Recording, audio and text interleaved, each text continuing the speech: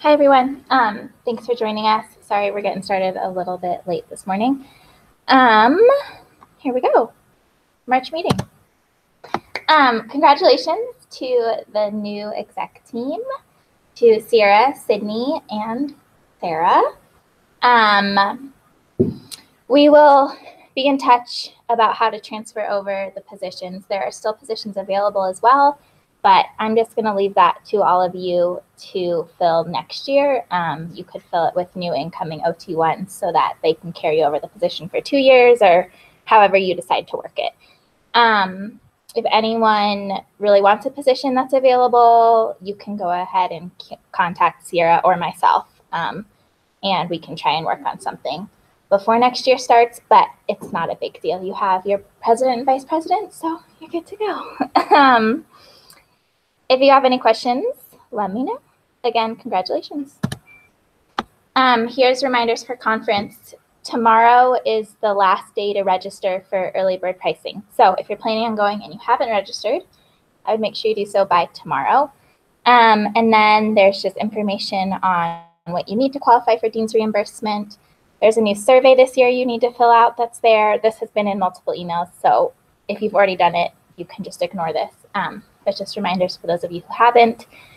And if you have any questions, also just let me know. On the volunteering, you don't have to have your hours finished before conference, but since conference is towards the end of April, there's not many weeks left in the semester, and it does need to be completed by the end of the semester. So just be conscious of that. Our final meeting will be April 25th. Sorry, still early morning, but we'll have bagels or donuts and coffee and kind of have an end of year celebration. It should be a really great meeting. Dr. Junker will be speaking about tips for the NBCOT exam, applying for jobs, interviewing, that kind of thing. So basically, once we graduate, all the steps until we land a job, she will kind of go through that. She presented this at the OTAC conference this year, and it was a really great presentation. So I highly recommend you joining us for that. And then today, we're going to be calling Megan Reuter, and Megan graduated from CSU, and then she worked at Children's Hospital for a little bit and has been in pediatrics since, but now owns her own company. So she'll just give us a little brief overview, and then we'll have time to ask her some questions as well. So just give us a second while we get her on the phone. Right here.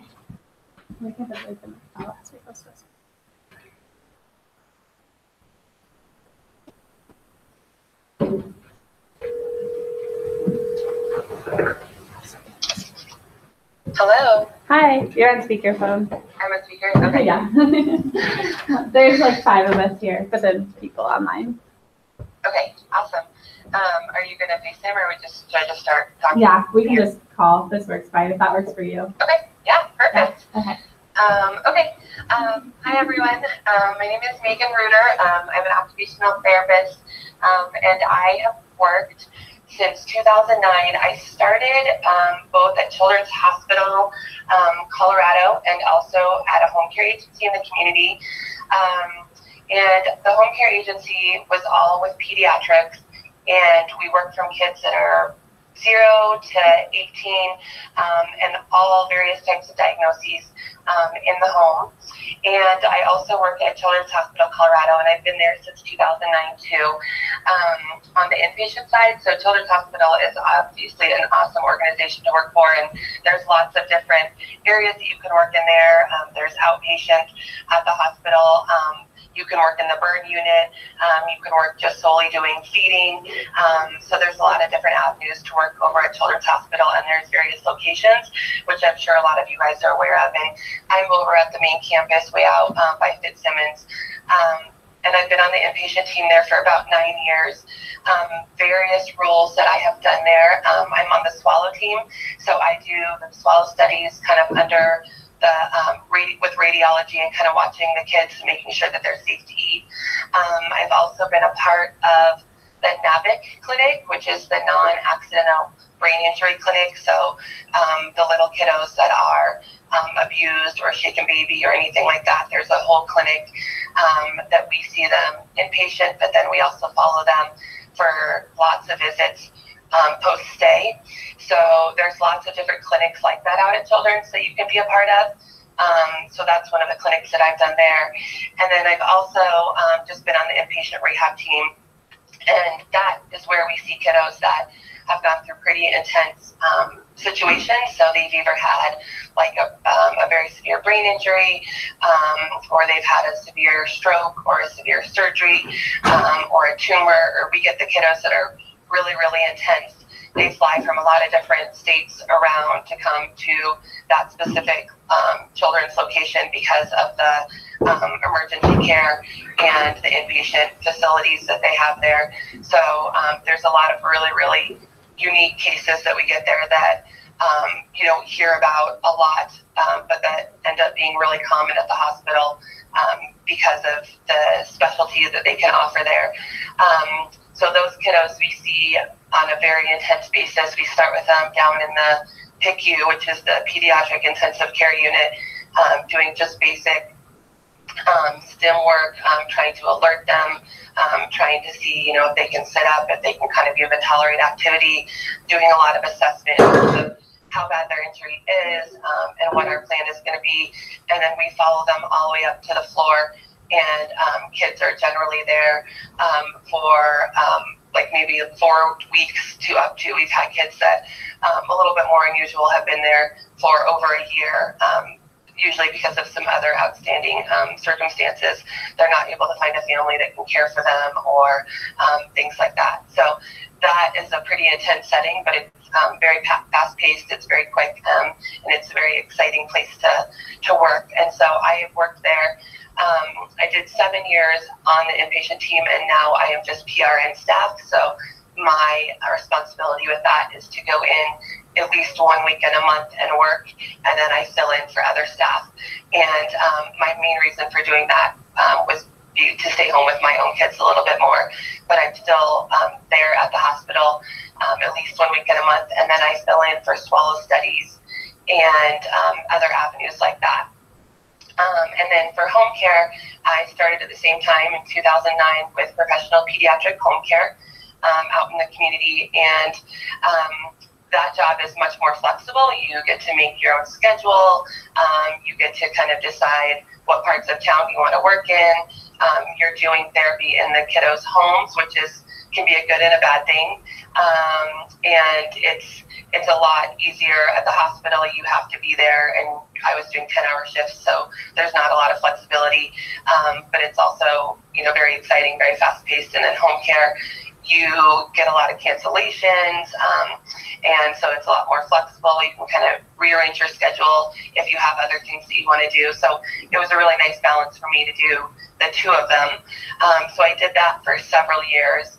And then just recently, last year, I kind of branched out on my own and decided to kind of take the next step and form my own business. So I have the name of the company is called Regis Pediatric Therapy, and it kind of took off a lot faster than I was expecting it to, which is, again, a good and a bad thing. There's been a lot of challenges with that, but we started it back in October, and it's providing therapy in the home. So it's not an outpatient clinic. We don't have a clinic. It's just a business where the therapists are going into the homes of kiddos anywhere from birth to 18 to treat for occupational therapy, speech therapy, and physical therapy. And I formed it just back in October, and there was out in the community, there was a big agency that was making a bunch of changes in the way that they were going to be handling their business, and so a lot of therapists were looking for another avenue. So just since October, I think we are up to about 22 contractors right now. So it's been kind of a whirlwind the last 5 months in terms of getting everybody on board and set up and teaching them the documentation system, teaching them how to do the billing, because we bill outpatient codes, and kind of keeping up with the rules and regulations that the state is wanting us to have, and kind of finding all of those contacts. One of the other challenges has been working with Medicaid, who is the primary pay source that we work with for our kiddos. So that's been a challenge in terms of kind of learning that system. And as you guys will find, if you ever work in a situation with Medicaid, it's hard to get a hold of anybody who can really guide you through your answers. So there's been some challenges with that, but it's been also really exciting to get the team together that we do have. And most of the therapists that are on board at our company right now have been in the community and are really experienced therapists, but we're also getting newer therapists, so it's a good mix. We have a new COTA that just started not too long ago, and then we have two newer grads who have started, who are getting mentorship with some of the other therapists. So it's been a really exciting experience, but it's also been a lot to take on. So that's kind of a little bit about my career. I know Catherine kind of wanted me to just give a brief kind of summary about what I've done as an OT, but if anybody has kind of any questions about any of those areas or opportunities that there are out in the community other than those that I might be able to speak to, definitely feel free to ask questions. Thanks. You don't have questions? Yeah, what would you say are the pros and cons of services that you provided? Absolutely. So the pros of home health are the hourly rate is really high. I mean, you get paid really well to go into a home and provide home care. The flexibility of the schedule is awesome. You can totally rearrange your day, and a lot of, like, if you're going out on town on vacation, at the hospital, it takes a lot to try to make sure you have coverage, get it approved, everything like that. In home care, you can just talk with the family, say, hey, I'm going to be gone this week. Do you want a makeup session next week or not? And it's just really, really flexible. Also, providing therapy in their natural setting can be super beneficial for a lot of the kids, as opposed to the hospital setting where they're not as comfortable. There's not that many resources. They are just not feeling as well at the hospital. So being able to use the resources in their natural setting, in terms of, if you want to work on cooking, you have a kitchen. If you want to work on self-care, you have everything at your disposal to do that. In terms of, we work on like showering with some of our kiddos, and you can just do everything in their natural setting. So I see a lot more participation for some of those reasons in the home care. Some of the cons are cancellations. So people can cancel on you without any notice, and you don't get paid. You can just kind of show up at their door and no one will be home, and you're just out kind of a session. Scheduling can be a con, because you may get referrals up in North Denver, you may get them in South Denver, and trying to figure out how you can fit them in, or how that's going to even work. Another con is you really have to reach out in home care to find your team. At Children's, you're surrounded by a huge team. So I work constantly with speech therapy, physical therapy, neuropsych. You just have so many different team members at your disposal to work together. And in the home care, when you're actually in the home, you're by yourself, because you're not allowed to co-treat and overlap. So you really have to make an effort to reach out to the team and make sure that you guys are communicating and doing what's best for the child, but also just making sure that you feel supported, especially as a newer grad. I think home care by itself can be challenging because you don't have that mentorship and that support. I did it in combination with working at Children's, which worked out great, because I would use my team at Children's to help guide me with what I was doing in the home. And as I tried to learn who else worked in the home, and tried to build a relationship with those people too. Thank you. Yeah. Have you ever had any really bad experiences going into someone's home? Yes, there have been experiences generally. So you'll kind of, if you decide to do home care, that's a great question. You kind of learn the ropes in terms of that part of it. Generally, my trick now is, if I get a referral in the home, if there's already a therapist in there, I will call the therapist and kind of get the rundown in terms of the condition of the home, and just kind of the social situation of the home, because there are definitely situations that are, everyone just kind of has their threshold in terms of what they can deal with. So some of the homes are lovely and clean and everything like that, but some of them can be quite the opposite. And there's also sometimes, social situations where you may feel, very uncomfortable with what's kind of happening in the home and things like that. So generally, I have not had a terrible experience where I've had to leave the home because of anything. I know other therapists have, but in general, most of the families, most of it, it's more just of the house is kind of dirty and or things like that you may not want to put up with. And I don't mean just dirty. I mean maybe there's actually bed bugs or things that you'd want to be aware of that the family maybe doesn't disclose to you, and things like that. So I haven't had a terrible experience, but I know that there are situations out there. So you kind of learn to kind of figure out and kind of talk to other people, see what the situation is. Sometimes there's been an aggressive dog. No one's gotten hurt, but things that just some people are really uncomfortable with that situation, and other therapists feel very confident saying, I just, your dog needs to be put away, and then I'm fine coming into the home. So just kind of knowing what your boundaries are with all of those different things. We've had situations where, because we work with babies who maybe have had exposure in utero, and they're in the custody of someone else, and then a bio member kind of comes into the home and isn't supposed to be there, and there can be a disagreement. And so there are things like that, and you just kind of have to draw your boundaries. There's situations where they're always supposed to have a caregiver present while you're there. Sometimes the caregivers will take it as an opportunity to take a break, and there's even been a situation where a caregiver has attempted to just leave the house with the child under the supervision of the therapist. And so just being able to be very firm and letting them know that's not allowed. It's not legally, I can't just be with your child by myself. You have to be present. So there's definitely areas that you have to kind of know what your boundaries are, but also make sure that you are able to kind of stand up for what the rules are, and make sure you abide by them, because nobody is really watching you. But in my career in home care, I've had, for the most part, very lovely homes, and it's been families that I've stuck with for years and years and years because of that. So, but there are those situations out there that you have to kind of learn to know how to handle, and what you're willing to work with and what you're not. Okay, thank you. What is your pay range for new grads if you were to hire a new grad? If I was to hire a new grad? Yeah. So my pay range for new grads, it kind of depends on the way that you're able to structure and how many clients you're able to take and everything like that. But the pay range for starting off in home care is between $65 to $75 per session.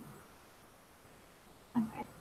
And if you have a cancellation, does that directly impact your pay, or is that through the company? So if there's a cancellation, the therapist doesn't get paid. Are you talking about in a home care situation, or what we're doing? Yes. Yeah. So the therapist, that's one of the hard things, is that we can't bill. So my therapists are all independent contractors. So if they don't do the session, they don't bill for it. I don't bill for it, and no one gets paid. So it's up to that therapist if they want to, and that's the same with most of the home care agencies that you'll find. The agency that I used to work for, it was the same thing. So then it's up to you whether you want to attempt to schedule that makeup, or if you don't. It's really at the therapist's discretion. Okay. Megan, have you taken, done any certifications or taken any courses that you really loved and would suggest? That is a great question.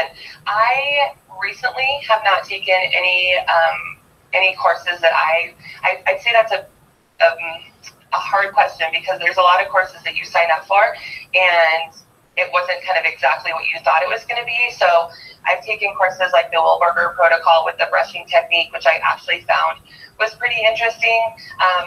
It's hard to find courses, I think, that you learn actually hands-on tools to use.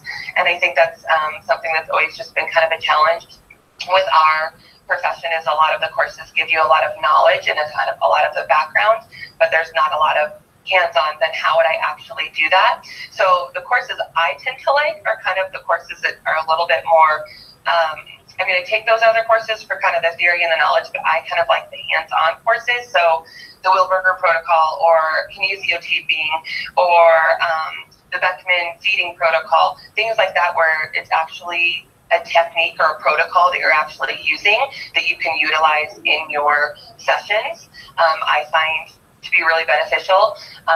The other piece of it is at Children's Hospital, they offer a ton of ongoing continuing ed. So generally, I get most of my main units that I need from attending their seminars, which is more of that theory. And, this is kind of what we're doing with Botox and phenol injections. And it's a lot of the theory and kind of what's happening out in practice.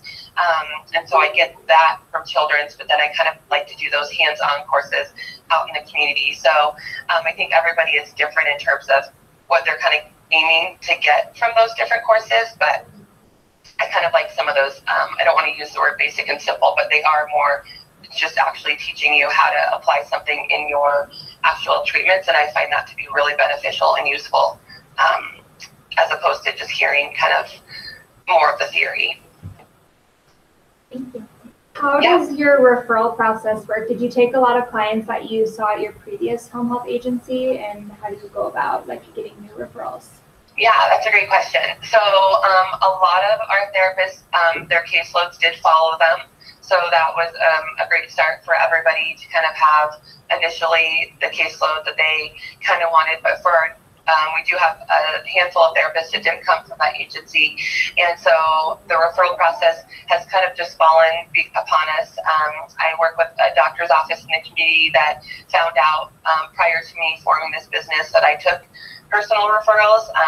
And I think a lot of the doctor's offices are eager to find new people that will take referrals because there, in general, is kind of a shortage, and a lot of kids are waiting on waiting lists. So that kind of just happened organically on the phone one day, talking to the doctor's office. So they've been sending referrals. And then as the therapists have been coming over, they are used to working with certain doctor's offices. So they're kind of hearing about our company. And then I did a lot of marketing because I work at Children's Hospital.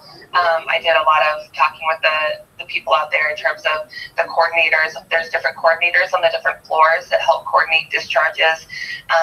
There's the special care clinic out there that works with a lot of kiddos out in the community. And so I went and spoke with all of those people. And since I was an employee there, I think that kind of helped kind of bridge that gap. And then I also, a lot of my colleagues obviously are still working in children's. So like the physical therapist that works up on the 9th floor will refer patients to us when they discharge. So a big piece of it, I think, was kind of having that out at the hospital, but then also just kind of marketing to the different doctor's offices in the community. And a lot of referrals actually happened by word of mouth.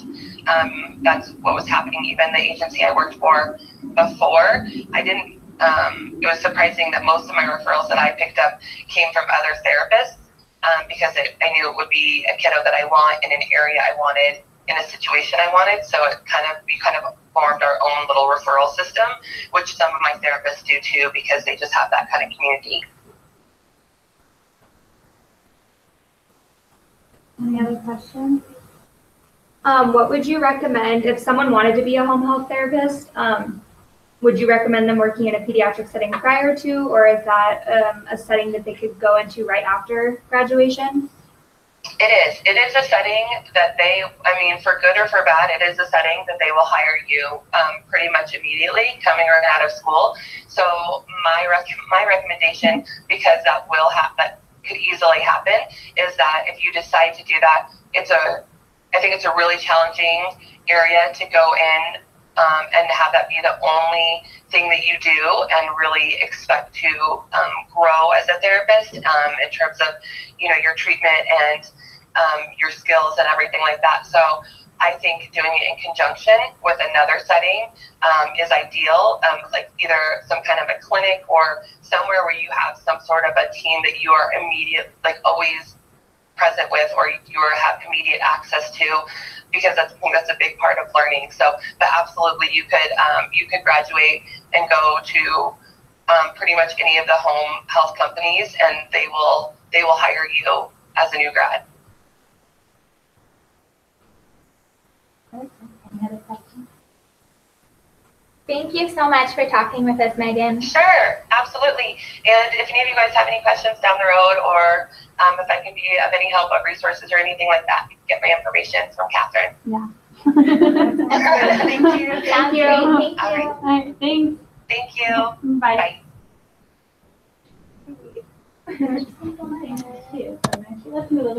For those of you watching online, the password is AOTA conference. Have a great week, everyone. Don't forget about the video. Yeah, thanks.